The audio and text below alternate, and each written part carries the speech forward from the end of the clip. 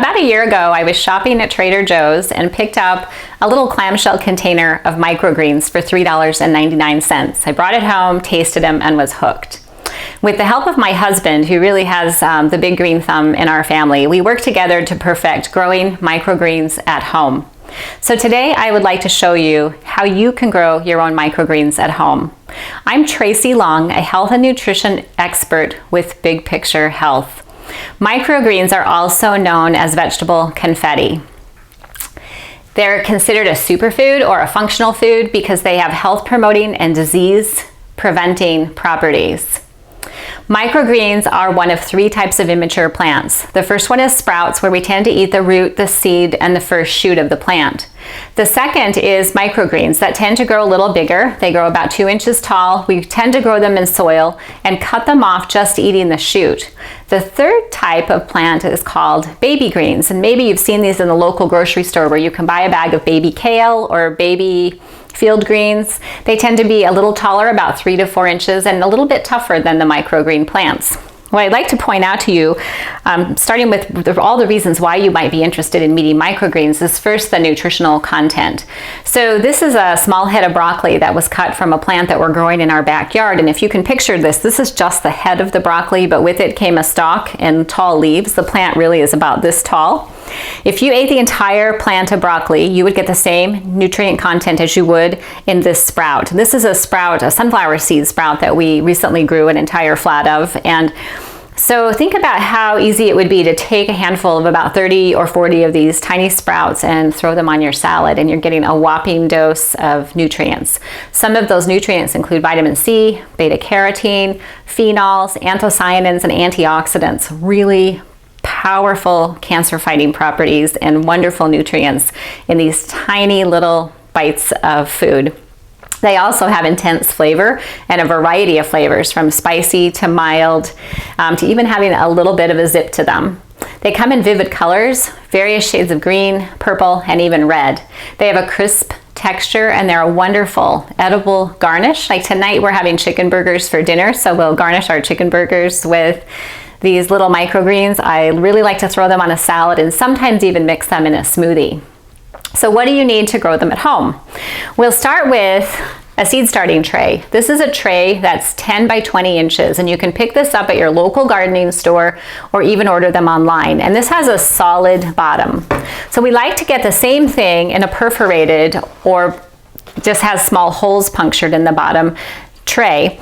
And then we can set this inside, and we use that for drainage purposes, and we found that we're a lot more successful by doubling up the trays like this.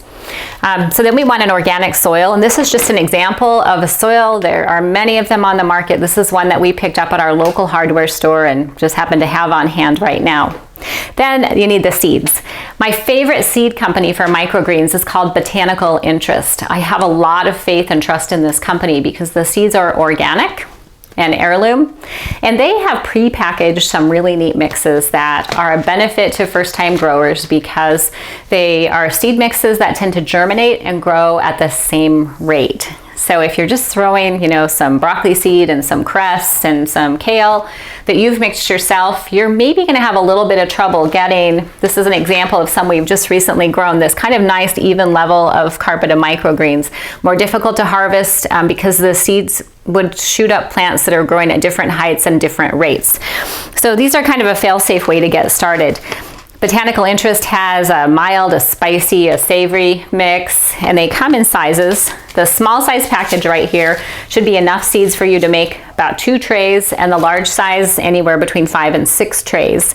I like to get these when I'm at the Mother Earth News Fair every year because Botanical Interest is there, and they set up a booth and they sell all of these seeds for half price, so I try to stock up on them then. There are other companies you can buy microgreen seeds from. This is a seed company called Sun Garden, and this is an organic spicy mix, and we really like this mix too. So look online and find options that work for you.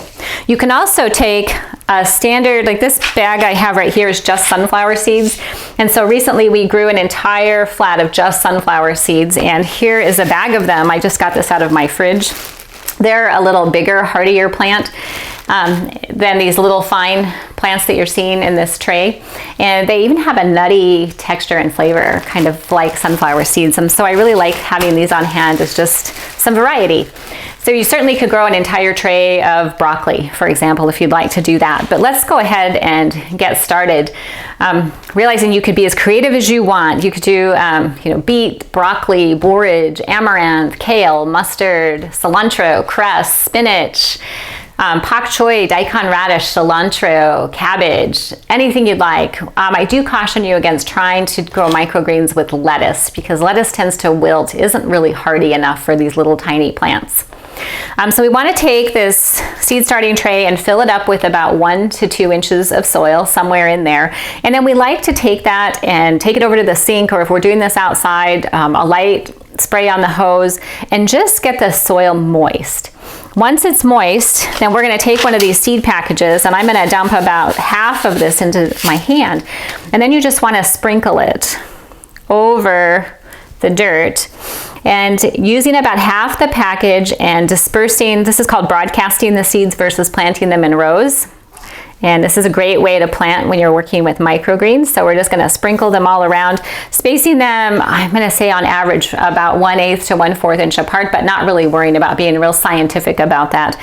If you overcrowd the plants, they're not going to grow as well. And if you undercrowd them, you're going to end up with kind of a sparse pattern of plants. And so you'll just, with trial and error, kind of learn about how to spread them and how to organize them in your tray.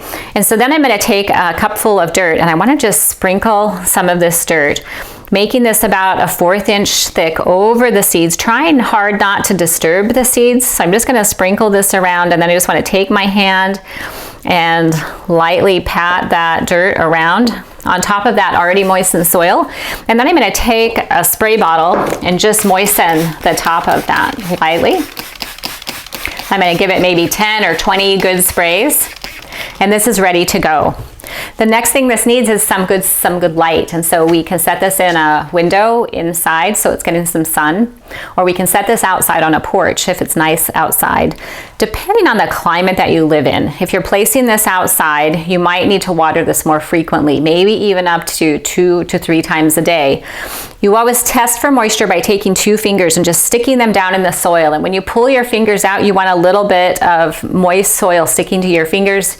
Never want pooling water. If you're getting that pooling water, then you would just go ahead and drain this. If you have too much water in the soil, you're going to get seed rot and rot your plants. So we don't want to get it too wet, but we want to keep the seeds moist. If you're growing your plants inside, watering them about once a day is going to be great. So it'll take you, depending on the seeds that you're growing, anywhere between 7 and 14 days for your plants to get about this tall. And then they're ready for harvest. You can see on this tray that last night I harvested about the first 4 inches of this to put on my salad. Tonight I'm going to harvest the next 4 inches that we're going to use to put on top as a garnish for the hamburgers that we're making, or chicken burgers. And then the rest of this tray, I might let it grow for 1 or 2 more days, and then I'll go ahead and harvest this whole tray. I always use just a pair of scissors and hold the edge of the plant and trim them off near the soil. Then I would rinse them in water, set them on a towel to dry for about 20 to 30 minutes, and then get them chilled as fast as you can. That's going to help preserve the nutrient content, and also these are pretty perishable little plants. They would last in your fridge safely for about 3 to 5 days, but you would need to finish them off. I like doing that because I can empty this tray and get it going with a new batch. So we just keep these growing continuously. So that's the basics on how to get started. I just want to let you know about a couple of other options. You can actually buy mats instead of use soil if you look online, instead of using the dirt if you'd like. They're pretty economical and they work fine too. We just tend to go with soil right now. You can use grow lights. We have set up a growing station in our living room that's a shelf system, and underneath the shelves we've placed growing lights so we can keep these growing year round.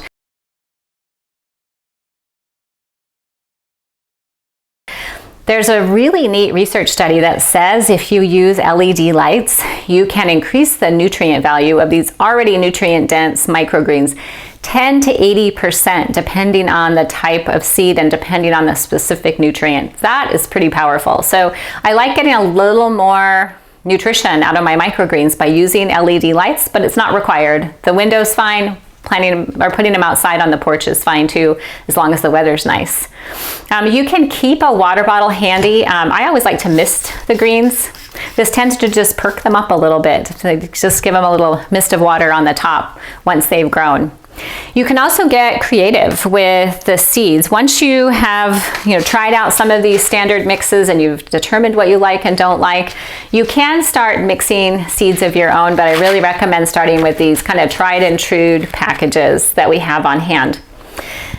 Finally, I would like to point out that if you're someone who's immunocompromised, say going through cancer treatment and on a neutropenic diet or immunocompromised in another way, then I recommend that you go online and look at some strategies on how you can sterilize the seeds before you plant them, just to be on the safe side.